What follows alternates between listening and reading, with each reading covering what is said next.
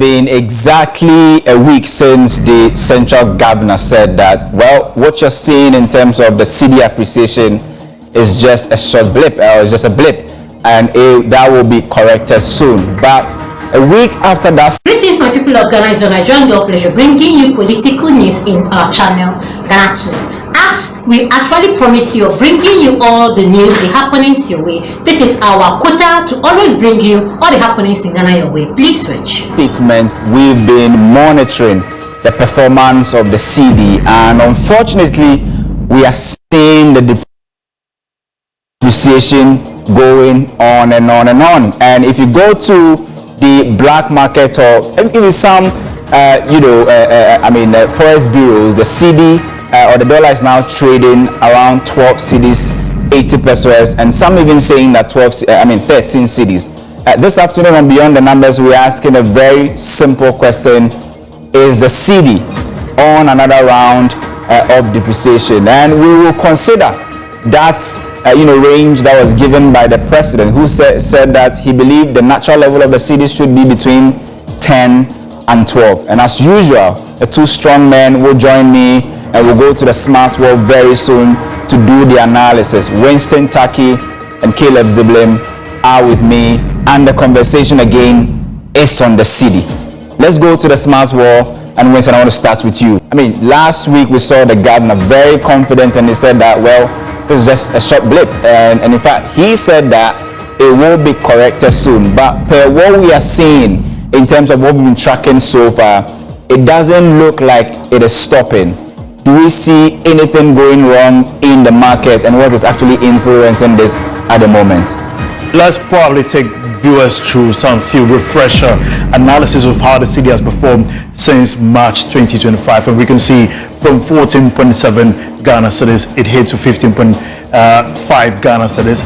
Since May 2025 the appreciation began, and that has been favorable for quite some time now, when businesses were consistently asking, can they sustain that stability? We were demanding that this was affecting their investment.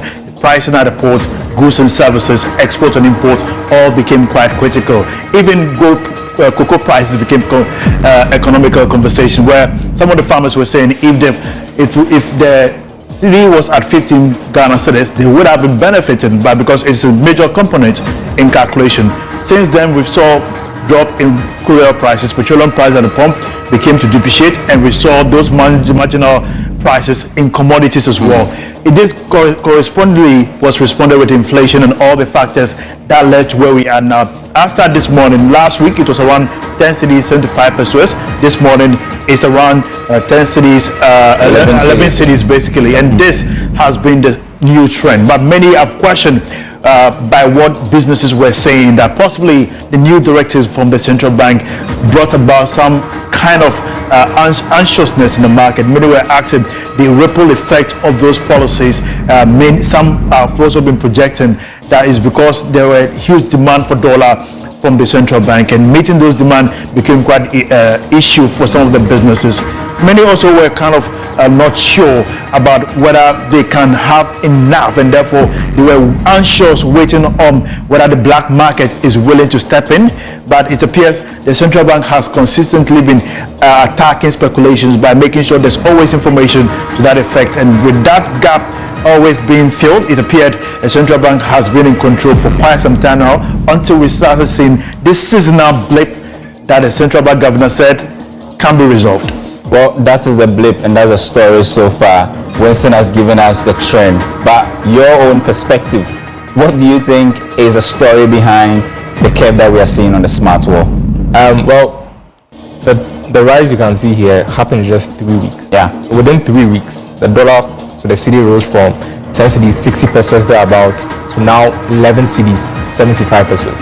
And even on Bloomberg, it's now 11 cedis, 95 pesos. And on the black market, you see 11 cedis, so 12 cedis, 95 pesos. Or Abuchi, 12 cedis, 95. Yeah. That's almost 13 Ghana cedis for $1. And it's interesting because if you look at the trend again, at this point, in the first 3 months, the BOG intervened with $1.4 billion in the first 3 months of the year. Yeah. And in the first 3 months, it was stable at 15.5.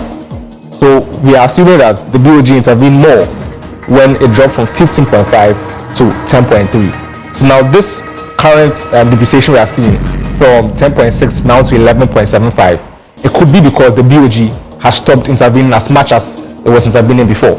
And if you look through the IMF policy that we signed up to, the BOG or the government committed to providing the IMF with a policy document on how they are going to intervene in the forex market, and we are September. So that could also be some dynamics at play there. The BOG has now committed to a policy on how it's going to intervene in the market. Because if you look at the supply of dollars, they have not stopped. Gold prices, I will get to gold prices very soon.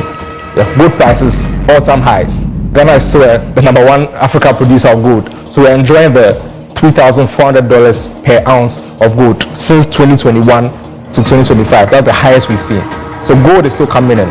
Cocoa prices still remain elevated. We are still exporting cocoa, benefiting from higher prices now, which means that the dollars from cocoa sales are still coming into the economy.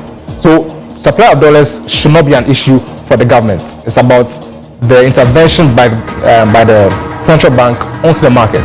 Because if you look at the market dynamics, not much has changed since last year. Yeah, exactly. Since last year, we've not started producing astronomically that exporters are now bringing in more forex into the economy. We've not.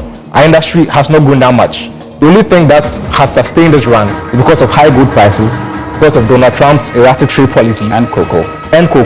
So these are the main things that have caused the cedi to appreciate in a long time. And these three main things are still there. Trump is still with his policies in the United States, which has taken gold prices to an all-time high. Cocoa prices are still elevated. We are still producing gold. So for the inflow side, we should be okay. It's about now whether the central bank had decided to take a step back and stop, reduce their intervention into the market. Well, I mean, I remember the Monetary Policy Committee, there was conversation around even the supply of dollars, and the governor was very, very, insistent on the fact that they are giving or they are injecting in strategic areas. So the main thing is to make sure that the commercial banks have the dollars to be able to supply to the market. It is not their intention for the Bank of Ghana to be controlling and be dishing out dollars at every point in time. They want to get to a level where the central banks the commercial banks will be able to step in at every point in time. But we've done intervention since the beginning of the year, injections and all of that. Is this to say that what we have in terms of what is going around on the float in the banking industry or the commercial banks is not enough to sustain the kind of demand we have currently, Winston? It appears the central bank is being strategic in how the dollar flows through the markets. If you hear the last conversation that the governor said that now the mining sectors should now send their dollars to the commercial banks, and that directive seems to bring down some mild pressure. So the external factors also comes to play as in how these mining sectors will now keep their money in the domestic market instead of repatriation, and the seasonal changes also coming through because of inflation. Importers and exporters, huge demand. We are going into the last quarter of the year, and these seasonal changes come through. The ports are now ready to receive more goods. The exchange rate becomes a key conversation during this period. Trump has been on power's neck for quite some time now, trying to show that the independence of the central bank, of the Federal Reserve, is tampered with. But however, we are hoping to see if there's quite some anticipation that there may be a marginal drop in the policy rate in the US, and that will affect dollar prices. China, India, big in terms of receivers of gold from Africa. If you look at the gold market, they control because they are key consumers, and the prices of this gold product have gone up because many are looking for safe haven for their investment because of the volatility of the international market. Many are also quite not sure how it will go. For us as receivers, it appears this is to our benefit. Now that the gold prices are up, the new policy the central bank intends to roll out this year, that is the gold hedging policy, is going to happen this month. And because the government was quite anxious that a fraction of the gold will be kept against volatility in prices, and that way that blip that happens during lower price and will be short-changed. However, we are hoping that the reserves, which increased by 24.4 in July tons, will certainly be sustained. with increment in the gold board, which will benefit rollout from the gold board initiative, which will reflect on how policy implementation and the local market, because there has been calls from not just the IEA, also from Ghana Gold Mines, as to how they can demarcate to ensure there's sustenance in terms of gold supply, whether small-scale mining, whether medium-scale mining, the kind of categorization that is important to ensure that not just the bigger firms in mining are only benefiting, but the local firms are actually giving out the right amount in terms of taxation. We get to make more, but when you talk about tax returns on gold mine, it's less than 1%. Well, there are many who are saying that based on what Winston is saying in terms of the international factors that he brought into the conversation, you see Trump trying to tamper with the independence of the Fed, right? Yes. And also the fact that the dollar is not doing so well in the international market now.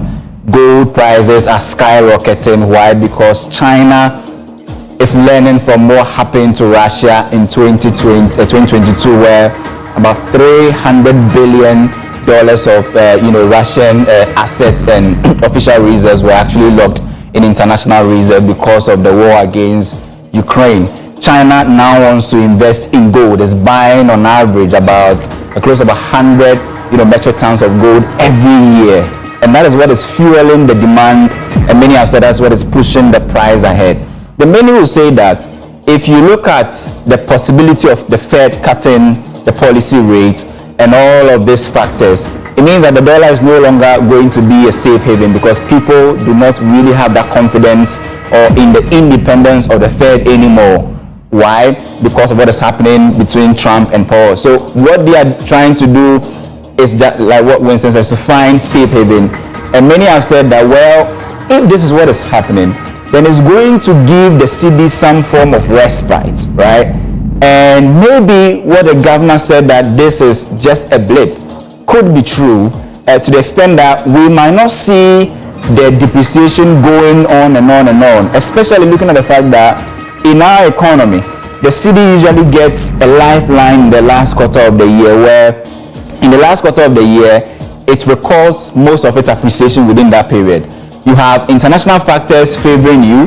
Currently, inflation is around 11.5%, and you are expecting that in the last quarter, things will go well. And many have said that because of this, what we are seeing could be a short blip. I don't know what Caleb also thinks, but I am looking at it on the perspective of international factors and what is even happening in our local space, where almost all the key economic indicators are in favor of our economy, which is supposed to say that, well, you may see some depreciation here and there, but possibly could be a short-term blip, especially when you look at seasonal data that shows that in the last quarter of the year, the cedi gets a lifeline. It stays very strong before it even enters a fresh quarter or the first quarter of the next year. What do you have to say? I mean, do you also believe in this analogy, or you think that what we are seeing possibly could go on for some time before maybe we might see some form of respite?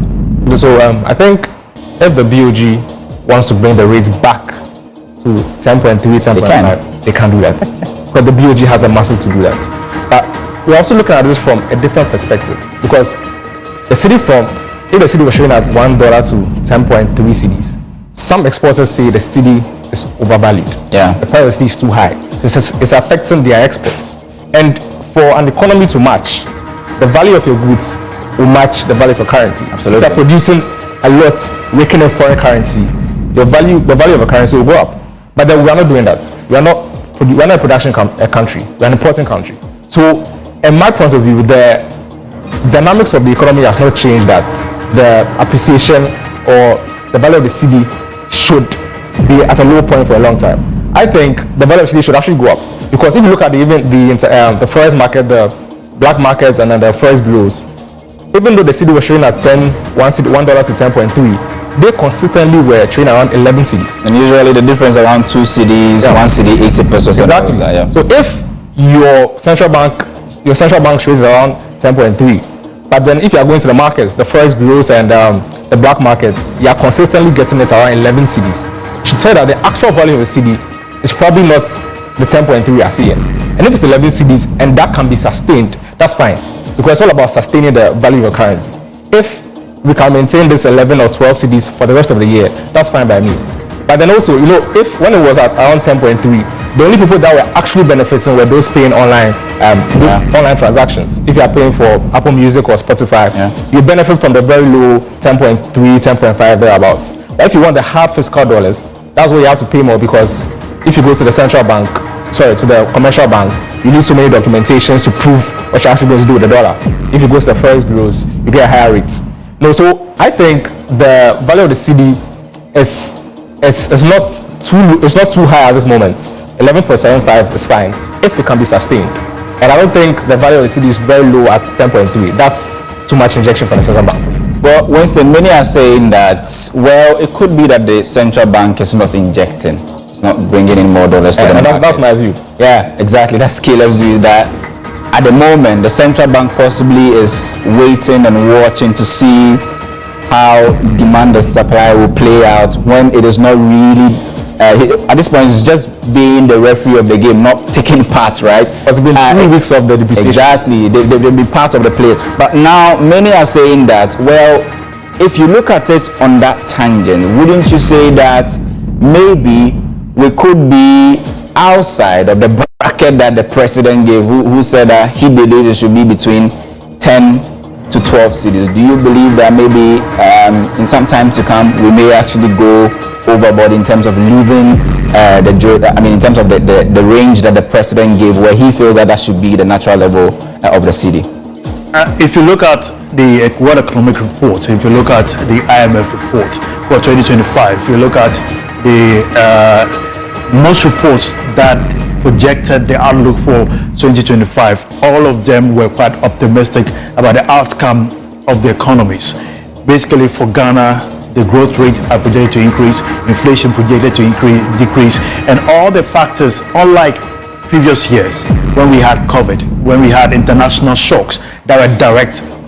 Russia-Ukraine war became a key conversation. And if you look at this year, how our budget came out, you realize that every component of the budget were domesticated and were pushed towards infrastructure, compliance, and possibly looking at how the economy will go up, down. If you look at our previous budget, basic foundation, the natural resource outlook, we projected based on how our gold prices was going to be.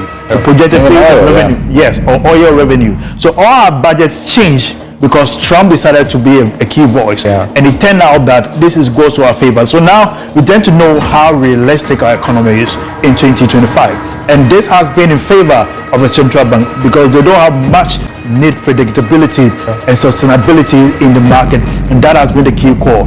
Quite recently, we had the Guta also mentioning that they need to understand the processes involved in holding the dollar, possibly for exports, for buying of goods and services. And these are some of the key concerns that businesses are observing. So the market now is not quite tense as they used to be, because it's now quite predictable for a while now. For the first quarter, we've seen the growth rate increasing.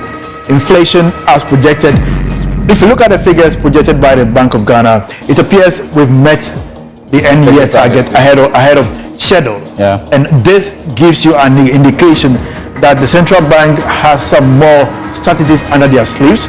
We keep observing whether they will be able to implement it judiciously to affect not just the financial sector, but we saw the price of goods and services coming down, which reflected in inflation. Both the food inflation and the transport fares became a key trigger in this recent inflation decline. The key issue we keep asking is sustainability, predictability in the long run. Well, in fact, Winston made an important point, and I want to switch the conversation to cracking the regulatory whip, which the Bank of Ghana, which we know has been very heavy in the market, trying to crack the whip on those who are not playing the game according to the rules.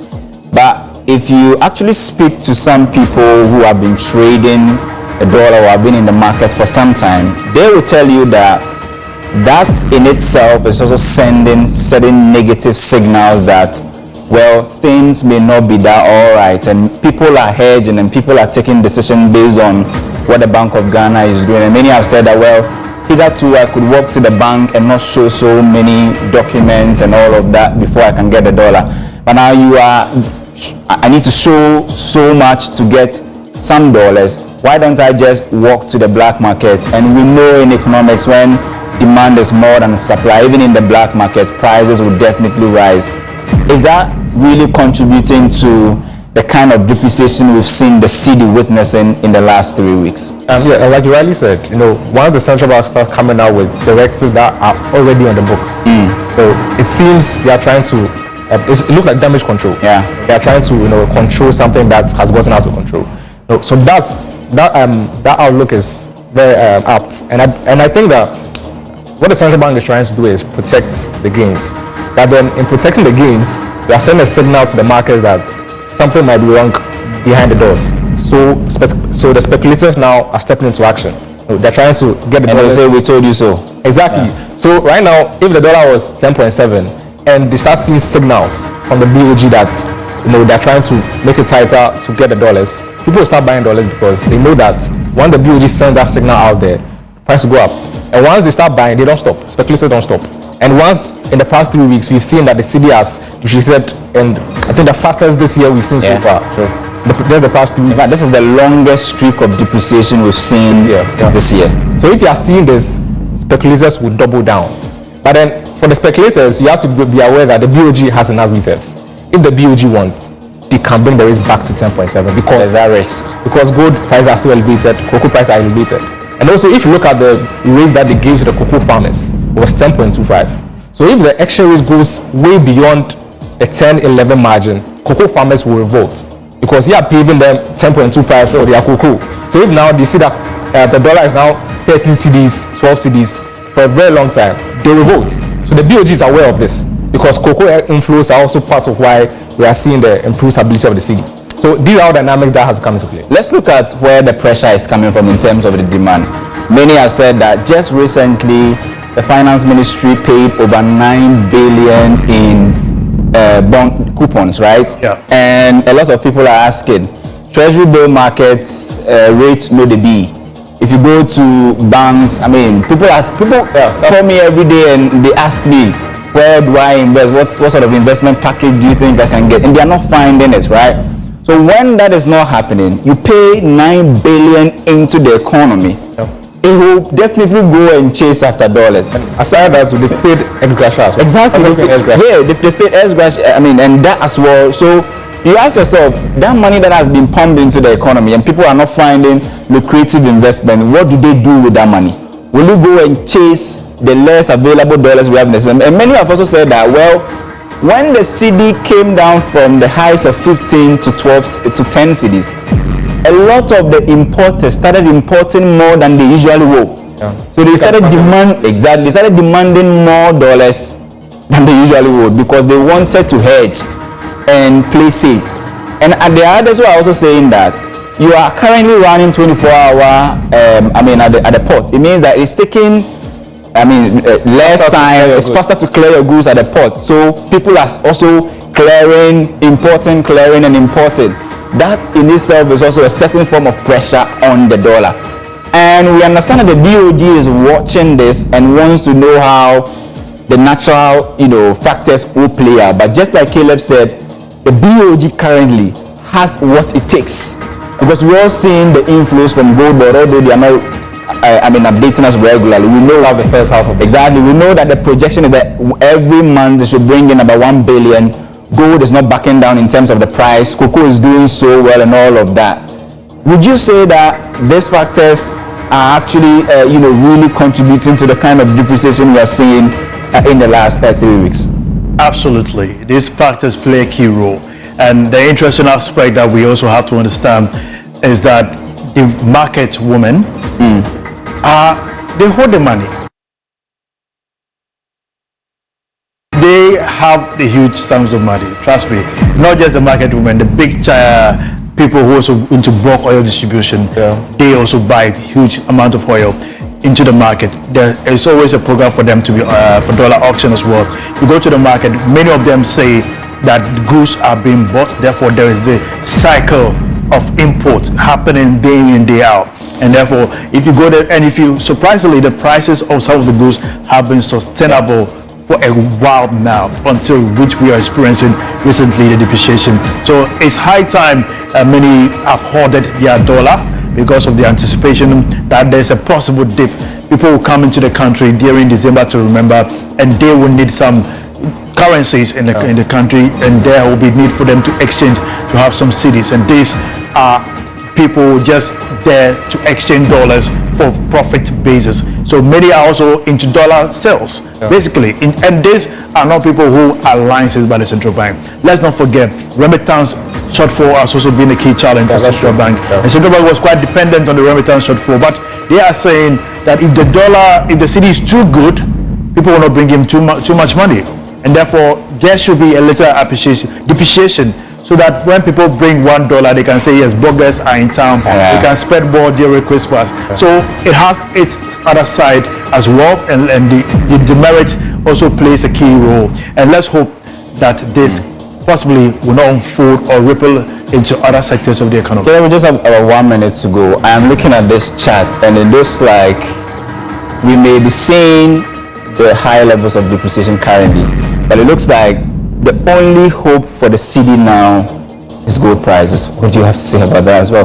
With gold prices, they haven't projected to reach about $4,000 per ounce by next year. Oh, that's depending on how Donald Trump behaves in the White House. But that's good news for us. But then, as Winston said, if people are taking advantage of the situation to import, you cannot back those imports with dollars. It means your economy does not match the interest rate.